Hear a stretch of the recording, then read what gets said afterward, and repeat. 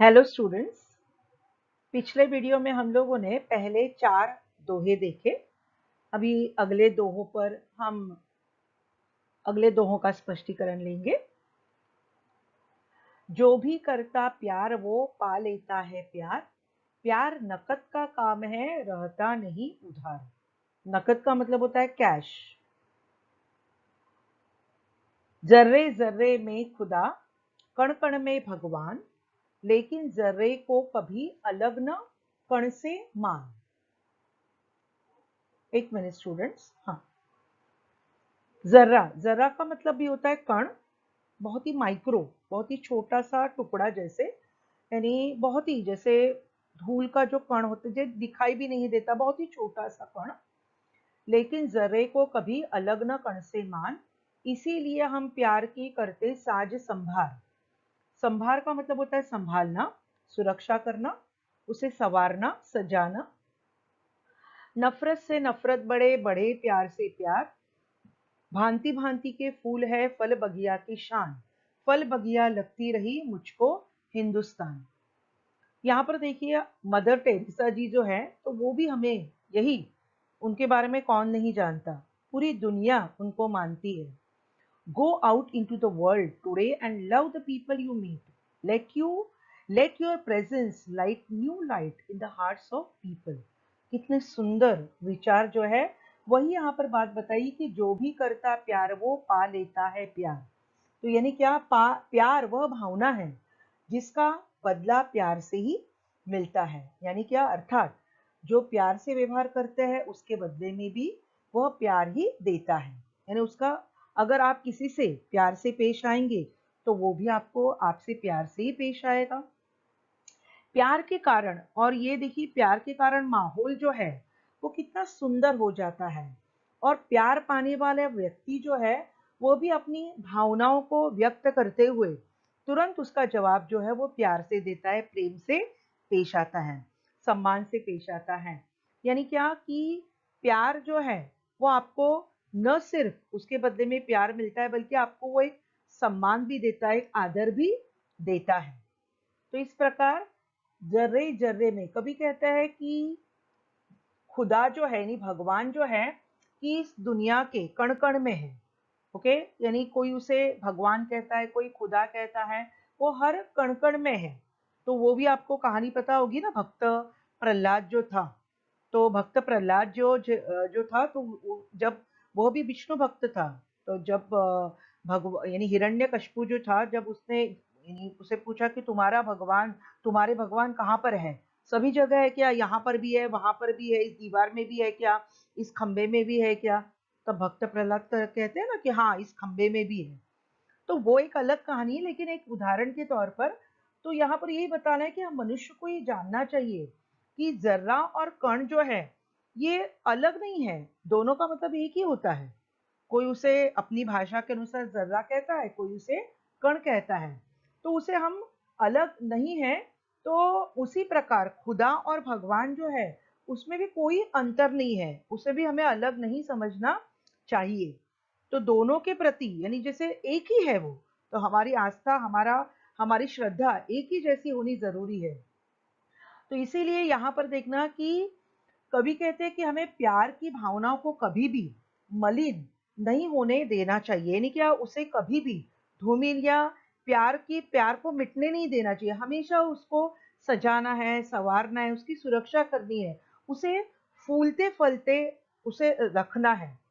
क्योंकि अगर आप जैसे कह सकते हैं कि प्यार को हमें बहुत ही संभालना चाहिए, क्योंकि हमें कभी नहीं भूलना चाहिए कि नफरत जो होती है वो हमेशा नफरत को जन्म देती है, नफरत से नफरत बढ़ती है, और प्यार से ये प्यार बढ़ता है। अगर हम प्यार से व्यवहार करते हैं, वो हमसे नफरत कर ही नहीं सकते।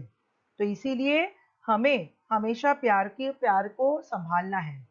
तो और भी यहाँ पर उदाहरण, बहुत ही सुंदर उदाहरण दिया है कवि ने कि बगीचे में विद्यमान भांति भांति के फूल है, भांति भांति नहीं, तरह तरह के फूल है, फल बगिया की शान। तो ये जो फल है या फूल कह सकते हैं, यही बगिया की शान है। अगर फल और फूल ये बगिया में नहीं रहेंगे तो हम उसे बगिया कह ही नहीं सकते। उसकी वजह से ही तो बगिया जो है वो गुलजार बना हुआ है। वो जो जो गार्डन है या जो बगीचा जो है वो गुलजार बना हुआ है, सुंदर बना हुआ है।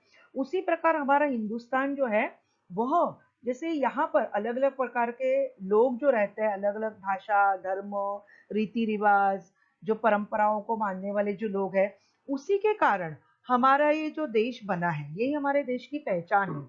यही हमारे देश को इस दुनिया में एक अलग थलग करता है। यानी विविधता में एकता, यही हमारी पहचान है।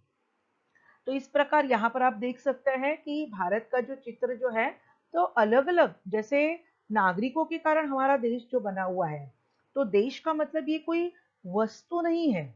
तो देश बनता है देशवासियों से, और देशवासियों में एकता, देशवासियों में जो प्रेम है, तो उसी से उस देश की पहचान जो है वो तय होती है। तो इस प्रकार, जिस प्रकार एक बगीचा जो है उसमें खिलने वाले फूलों के कारण वो गुलजार बनता है, एक जो फलों का जो बगीचा है उसमें लगने वाले फलों के कारण वो हमेशा जैसे कह सकता है कि एक यानी लोगों को ललचाता है। तो उसी प्रकार देशवासी जो है, देशवासियों की हिम्मत, देशवासियों की एकता, देशवासियों का अपने देश के प्रति प्रेम, अपनापन जो है, वही उस देश को पहचान दिलाता है। तो इस प्रकार बहुत ही सुंदर तरीके से जहीर जी। तो यहाँ पर स्टूडेंट्स, अभी हम लोगों ने जो डिस्कस किया उसी का सरल अर्थ है। पांचवा पद मैं एक बार फिर से पढ़ती हूँ। यहाँ जो भी दूसरों से प्यार करता है उसे बदले में प्यार मिलता है। प्यार का यह व्यवहार नकद पर चलता है, उधार नहीं रखा जाता। अर्थात प्यार करने वाले इंसान को प्यार पाने के लिए इंतजार नहीं करना पड़ता। इस दुनिया में कण कण में भगवान का वास है, यानी भगवान मौजूद है, भगवान है।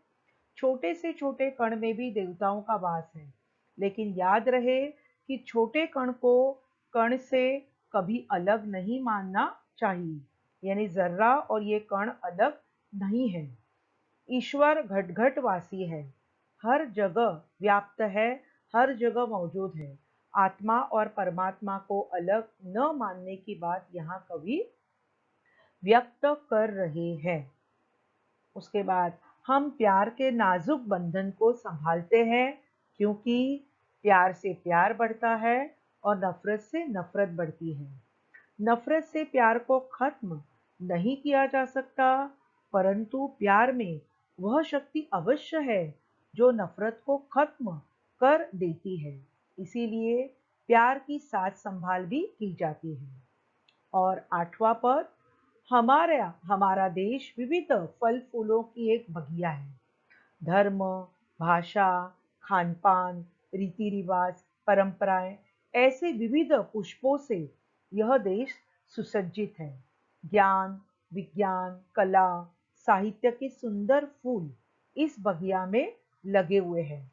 और यहाँ यहाँ पर देखिए कि यही जो है वह भारत की, यानी हमारे देश की एक पहचान है। तो इस प्रकार यहाँ पर यानी एक दूसरे की सहायता करके आगे बढ़ना है और देश का नाम दुनिया में आगे करना है, या देश का नाम दुनिया में फैलाना है। यही यहाँ पर कवि कहते हैं। अभी अगला पद जो है,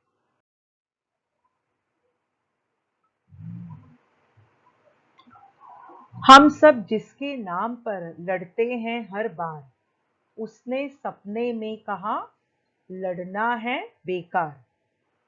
यानी यहाँ पर उसने सपने में कहा, उसने यानी किसने, तो भगवान ने। अब यहाँ पर देखिए, ये जो चित्र जो है, ये लड़ाई का बहुत ही भयानक चित्र आपको दिखाई दे रहा है। तो सचमुच यानी भगवान के नाम पर लड़ना ये बेकार है। तो यहाँ पर जहीर जी हमें यही बताने की कोशिश करते हैं कि हम जिस भगवान के नाम पर, जिस धर्म के नाम पर बार बार लड़ते हैं, आपस में लड़ते हैं, झगड़ते हैं, लेकिन क्या हमें कुछ हासिल होता है क्या? नहीं। बल्कि इसमें यानी नुकसान किसका होता है कि मनुष्य का ही, मनुष्यता का ही नाश होता है। मनुष्य ही मरते हैं, फिर वो किसी भी धर्म के हो, किसी भी जाति के हो, किसी भी देश के हो। तो सचमुच लड़ाई जो है वो बहुत ही बुरी है। तो लड़ाई ये नहीं होनी चाहिए। इस लड़ाई में सिर्फ हानि ही हानि होती है।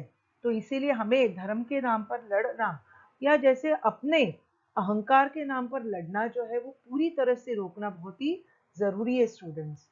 आगे देखिए ज़हीर जी अंत में हमें यही बताने की कोशिश कर रहे हैं कि कितना अच्छा हो अगर जले दीप से दीप, ये संभव तब हो सके आए दीप समीप।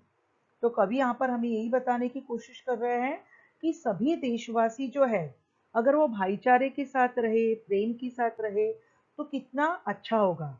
जैसे देखिए दिवाली के समय हम जब दिए तैयार करते हैं तब क्या होता है, पहले हम लोग सारे दिए तैयार कर लेते हैं, तेल बाती वगैरह भर के यानी उसमें रख के फिर एक दीपक हम प्रज्वलित करते हैं और उसी के लौ से हम दूसरे दीपक जो है उसे प्रज्वलित करते हैं।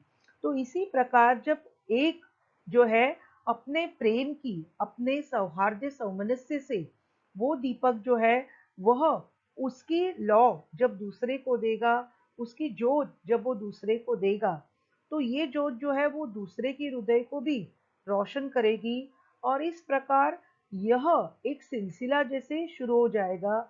और इस प्रकार ये जिस प्रकार एक प्रकाशित दीपक से हम कई दीपमाला ये तैयार कर सकते हैं, उसी प्रकार सभी धर्मों के लोग जो है आपसी जो भी नफरत है, जो भी जैसे कह सकते हैं कि द्वेष की भावना जो है उसे भुलाकर यानी सब सद्भावना की भावना से एक दूसरे के नजदीक आएंगे। और जैसे ये धरती जो है यानी इस धरती का एक जैसे कह सकता है कि बहुत ही सुंदर सपना जैसे साकार हो जाएगा। ये धरती जो है ये सिर्फ एक जैसे ये हमारी जो बातें जो है वो सिर्फ सपनों की नहीं रहेगी बल्कि हकीकत की हो जाएगी, सचमुच साकार हो जाएगी। जैसे यहाँ पर देखिए कि ये जो दिए जगमगाते हुए कितने सुंदर दिखाई देते हैं, उसी प्रकार हमारी इस धरती का प्रत्येक वासी जो है वो सौहार्द और सौमनस्य की जोत से यानी उसका हृदय जगमगाएगा। जैसे ये गाना तो आप लोगों ने सुना ही होगा कि ज्योत से ज्योत जगाते चलो, प्रेम की गंगा बहाते चलो, राह में आए जो दीन दुखी, सबको गले से लगाते चलो, ज्योत से ज्योत जगाते चलो। तो यहाँ पर यही सौहार्द और सौमनस्य जो है वो जहीर जी ने हमें बताने की कोशिश की है कि हम सभी को एक दूसरे के बारे में अच्छा सोचकर एक दूसरे से प्रेम और सद्भावना की भावना रखकर हमारे देश का नाम सारे संसार में हमें रोशन करना है और सारे संसार को भी जैसे कह सकते हैं इस भावना से सुंदर बनाने की कोशिश करनी है। जैसे फिर सारी धरती एक वसुधैव कुटुंबम की तरह हो जाएगी। तो यहाँ पर इसका सरल अर्थ देखिए, हम सब यहाँ धर्म जाति भेदभाव यानी पक्षपात जो है भाषा सीमा पानी आदि के नाम पर लड़ते हैं, लेकिन जिसके नाम पर भी हम लड़े उसी ने सपने में आकर कहा कि लड़ना बेकार है। हमारे सपने हमें शांति की सकारात्मक सोच ही देते हैं। सकारात्मक मीन्स पॉजिटिव। तो हम क्यों सब लड़ते हैं? यहाँ हर कोई अमन और शांति चाहता है, फिर संघर्ष क्यों करना चाहिए? जैसे कहते हैं ना, जियो और जीने दो, लिव एंड लेट लिव। कितना अच्छा होगा कि दीप से दीप जल पाए और चारों ओर रोशनी फैले। यह तभी संभव है जब जलता दीप बुझा हुआ दीप के समीप आए और उसे जलने में मदद करे। अर्थात मिलजुल कर सहयोग की भावना से रहेंगे तो चारों ओर, यहाँ पर देखिए थोड़ी सी स्पेलिंग मिस्टेक प्रिंटिंग मिस्टेक हो गई है, चारों वहां पर आप करेक्शन कर लीजिए लिखते समय। चारों ओर और दिया है वो भी आप लोग सही कर लीजिए, चारों ओर और नहीं ओर खुशियों का उजाला फैलेगा। तो इस प्रकार यहाँ पर सौहार्द और सौमनस्य ये जो दोहे दोहे जो हैं ये यहाँ पर अब खत्म हो रहे हैं। तो इसके शब्दार्थ देखिए, कठिन शब्दार्थ। सौहार्द यानी एकता, समरसता, सामंजस्य।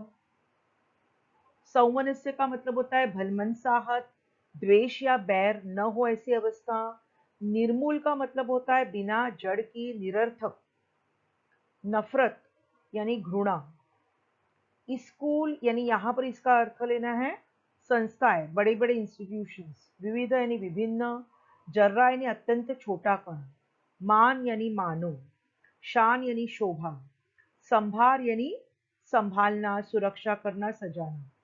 तो इस प्रकार यहाँ पर ये दोहे यहाँ यहीं पर समाप्त होते हैं स्टूडेंट्स। तो मुझे उम्मीद है कि आप इसका सरल अर्थ अपने वर्कबुक में, अपने नोटबुक में ज़रूर अच्छे तरीके से लिखेंगे। और इसका स्वाध्याय जो है ये आपको पीडीएफ के द्वारा जल्द ही मिल जाएगा, तो उसे भी आप लोग ठीक से लिखिए। पिछली बार भी बहुत से स्टूडेंट ने जब मुझे नोट्स दिखाए थे, तो वो नोट्स सभी के ठीक से पूर्ण नहीं थे। अभी आपके पास घर में आप हो, तो आपसे हमें सहयोग की अपेक्षा है। तो ठीक से अपना काम करना बहुत ज़रूरी है, ये आपकी जिम्मेदारी भी है स्टूडेंट। तो अगले साल आपको 9वीं का अभ्यासक्रम पढ़ना है, तो इसीलिए अभी से आप अपना ध्यान रखिए। तो इस प्रकार अपने सेहत का भी ध्यान रखिए और अपने पढ़ाई का भी ध्यान रखिए। ओके स्टूडेंट, सो धन्यवाद, थैंक यू। मिलेंगे अगले वीडियो में। ओके।